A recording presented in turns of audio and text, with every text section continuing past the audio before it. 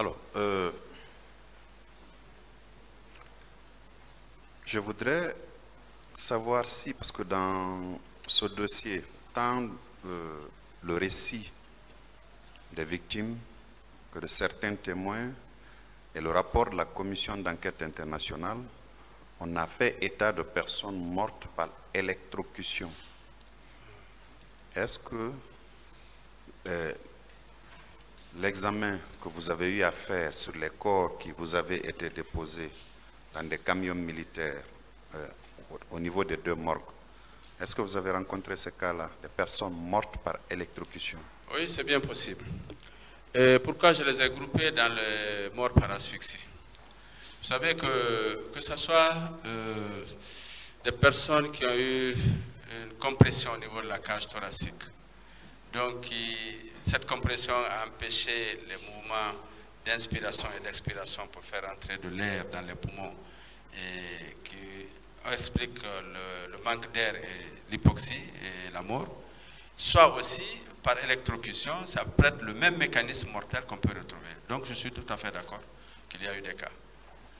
Mais dont on n'a pas pris soin, parce que si tu dis électrocution en plus, parce que les morts par asphyxie, en fait, on ne retrouve rien sur les corps. Vous n'avez pas une blessure visuelle, que vous voyez rien. C'est seulement parce qu'on sait reconnaître les asphyxies mécaniques à travers des examens médicaux légaux que nous faisons sur les corps, les piquetés hémorragiques. Et c'est les mêmes signes qu'on retrouve dans les cas d'électrocution. Donc oui, je le confirme. Pour ma gouverne, professeur, lors de votre récit, oui, vous avez dit que ceux qui meurent par asphyxie, c'est généralement par manque d'oxygène. Oui. Je voudrais savoir si, parce que vous avez dit que les signes sont approximativement les mêmes, pour le cas de ceux qui sont morts par électrocution, est-ce qu'il n'y a pas autre signe particulier visible sur les corps qui ne soit pas, qui soit différent de l'asphyxie? Électrocution, même l'autopsie, elle est blanche. Vous faites une autopsie de quelqu'un qui est mort par électrocution, vous n'avez rien. Elle est autopsie blanche. La seule chose que vous pouvez retrouver, c'est s'il y a une brûlure. S'il y a une petite brûlure au niveau des extrémités, ça peut vous donner une idée. Et surtout, les faits directoires, c'est-à-dire que les explications, les renseignements de la police ou les témoins qui vont dire quelque chose. Mais électrocution, vous couchez le corps, vous l'examinez sur le plan macroscopique, vous n'avez absolument rien, mis à part quelques signes d'asphyxie que vous pouvez voir. Et autopsie, vous n'avez rien. C'est une autopsie blanche. D'accord. Pour le cas de ceux qui sont morts par électrocution au stade du 28 septembre, il a été acquis au débat ici que des militaires ont tiré sur des fils électriques qui sont tombés au niveau de certains toits, et beaucoup de citoyens, par méconnaissance, en voulant se sauver, en montant sur ces toits-là, ont pu être électrocutés. Ma question, c'est de savoir si ça pouvait laisser transparaître des traces visuelles au niveau des mains. Oui, c'est possible. Mais encore une fois, monsieur le procureur, malheureusement, on n'a pas pu... Vous savez, quelquefois, il faut être orienté. Est-ce que vous avez rencontré des cas? Voilà, on n'a pas recherché. C'est-à-dire qu'on a, je vois mes notes, on a eu 18 cas d'asphyxie. Sur les 18 cas d'asphyxie, on s'est dit, c'est des personnes qui sont décédées parce qu'elles ont manqué d'oxygène. Quelles sont les circonstances? Est-ce qu'elles ont été brûlées parce que électrocution, ça veut dire que c'est une décharge électrique qui va probablement entraîner une tachycardie, le cœur va filer beaucoup plus vite avant de s'arrêter. Mais si vous regardez, vous avez peut-être le signe d'arrêt cardiaque que vous allez retrouver macroscopiquement.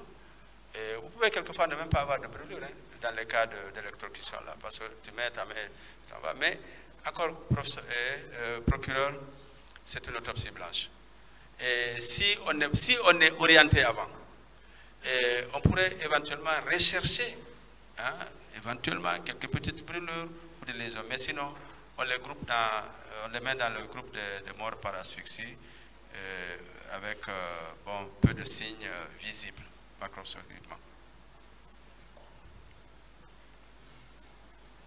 Ensuite, vous confirmez qu'il y a eu des personnes qui étaient mortes par arme blanche, parce que dans le dossier, on a fait état de certaines recrues de Kalea qui, pour la plupart, avaient des armes blanches à l'aide desquelles ils ont pu blesser beaucoup de victimes. Vous confirmez quand même que... Oui, je confirme, je confirme.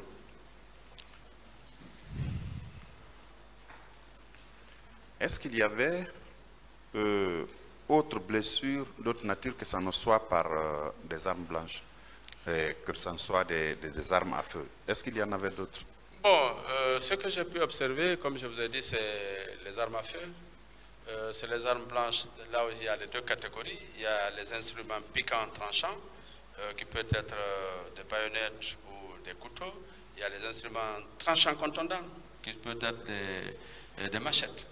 Ça, donc il y a les armes blanches, deux types, piquants tranchants et tranchants contondants. Ça, on les a observés chez les victimes. Je reviendrai sur l'irruption des militaires au niveau des deux morgues, notamment au niveau de la morgue de l'hôpital Donka. Il y a une victime qui a comparu ici, qui s'est fait aider par un médecin pour avoir une blouse à l'effet de voir si elle pouvait rechercher et identifier son parent. Elle nous a dit, dans un récit très glacial, qu'en réalité, elle en avait été empêchée parce que la morgue de l'hôpital Donka était prise d'assaut par les militaires.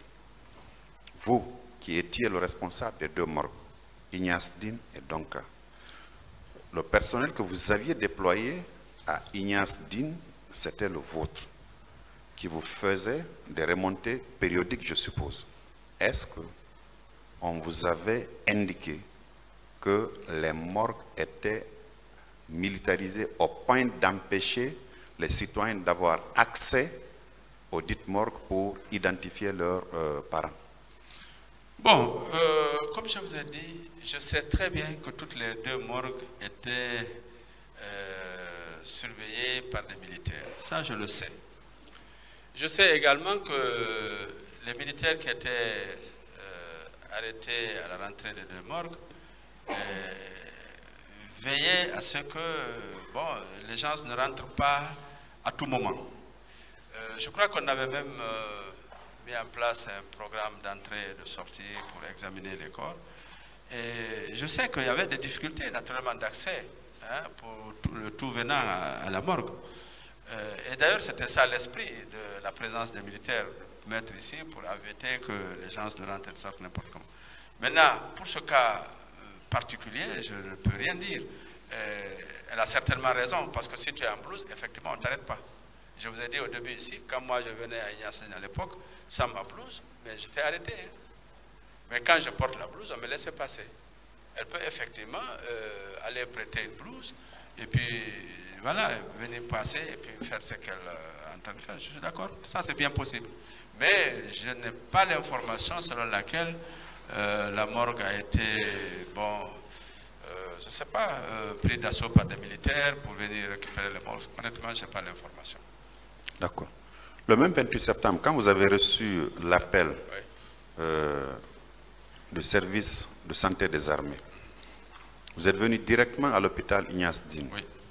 Est-ce que la même nuit, vous avez fait un tour à la morgue de l'hôpital Donka? Non. Le lendemain? Comme je vous ai dit, c'est quand je me suis rendu compte que je ne pouvais pas gérer tous les décès des événements à Ignace Dine que j'ai dit, réquisitionner la morgue de Donka et envoyer les corps là-bas.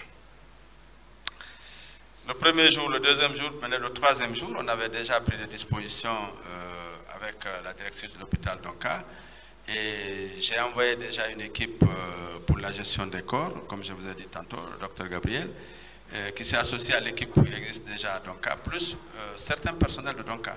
Donc on a mis une équipe sur place pour gérer les corps. Maintenant, à partir du troisième jour, c'est que je passais plus ou moins régulièrement à Donka. En tout cas, toutes les informations pour les décès et l'état de corps et tout ça m'était remonté régulièrement par l'équipe de Donka. Donc, personnellement, vous n'êtes pas venu avant 3 jours. Oui. Quand vous êtes arrivé, est-ce que vous vous êtes intéressé à la pharmacie de l'hôpital Donka? Vous êtes arrivé de ce côté-là? Non, non, je viens toujours à la morgue, je ne viens pas à la pharmacie. Je viens à la morgue, hein, sauf si j'ai besoin de médicaments, mais je ne suis pas allé à la pharmacie. Les jours d'après, À la pharmacie, non. En fait, vous savez que j'ai la possibilité de rentrer par la petite porte qui est juste après les rails, donc je ne fais pas le tour pour venir jusqu'à la pharmacie. La pharmacie est vraiment du côté opposé, quoi, donc je ne venais pas. En 2009, oui. Vous étiez combien de médecins légistes pour la Guinée?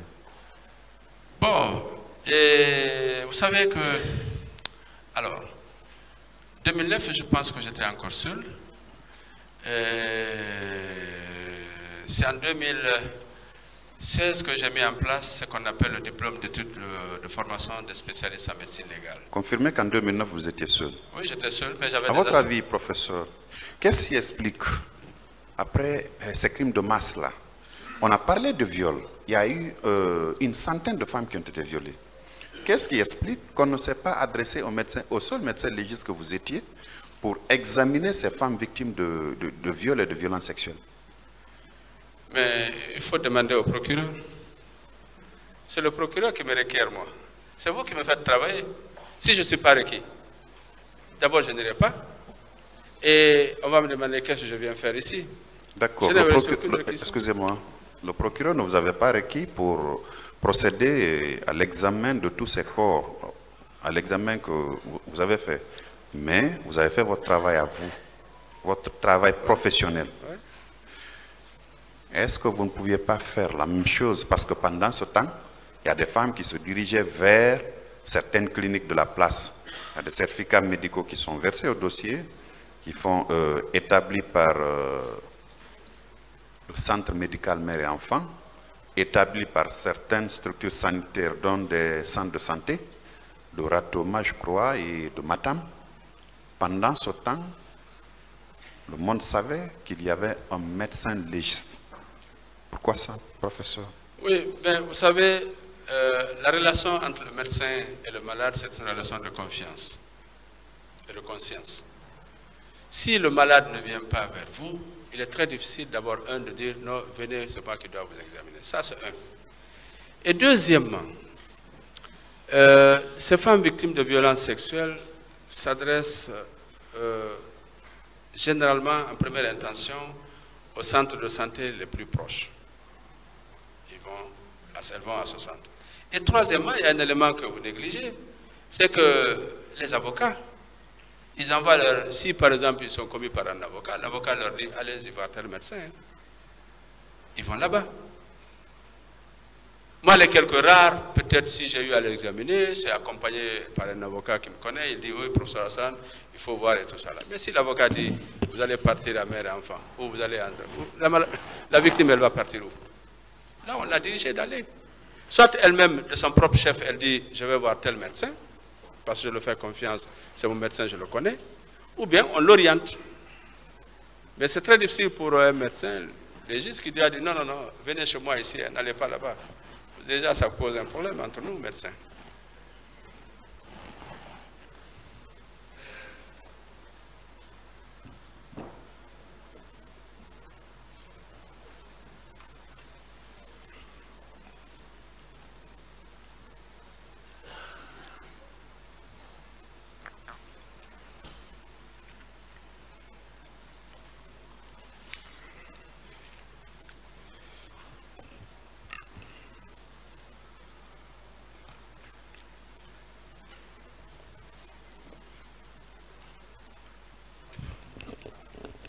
Pour terminer, professeur,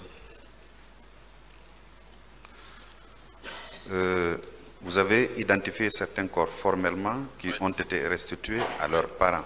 Oui. Le reste des corps avait été exposé à l'esplanade de la grande mosquée Faisal. Tout à fait. vous, en ce qui vous concerne, ce sont les corps qui étaient au niveau des 2 morgues que vous avez rassemblés pour envoyer à la grande mosquée Faisal. Oui.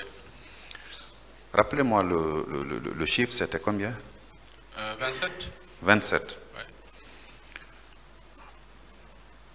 Il a été acquis au débat ici que la commission de restitution a présenté à l'esplanade du palais, à l'esplanade de la grande mosquée Faisal, 57 corps. 57 corps. Vous étiez là, en blouse, n'est-ce pas? Oui. Est-ce que vous aviez vu ces 57 corps-là? Non. Combien de corps étaient là-bas? 27 corps, je le dis. Seulement. C'est ce que j'ai envoyé, c'est ce que j'ai compté. C'est ce que vous avez envoyé. Mais est-ce que c'est ce que vous aviez vu Bon, à l'esplanade de la mosquée? Pour moi, 57 corps ne passent pas inaperçus. 57 corps couchés, ça ne passe pas inaperçu. Voilà. Vous êtes formel? Même si vous venez aujourd'hui, parce qu'on peut vous donner même, on peut vous délimiter, hein, là où on avait exposé les corps. Vous pouvez mesurer. Vous êtes formel que c'est 27 corps qui étaient... Bon, je suis formel que dans les 2 morgues, il restait 27 corps et c'est les 27 que moi j'ai envoyés à l'esplanade. Et ce sont les 27 que vous avez vus à l'esplanade de la mosquée? Je n'ai pas compté ce que j'ai vu. Je n'ai pas compté. Parce qu'en réalité, je Professeur, oui. 27, 57, la différence est énorme. C'est énorme. Voilà. Qu'est-ce que vous avez vu? C'est pour cette raison que je vous dis, 57 pour moi était excessif. Je ne pouvais pas voir. Vous avez vu exclusivement 27 corps, c'est ça? 27 corps. Merci. Merci, Monsieur le Président. Merci, Messieurs les assesseurs.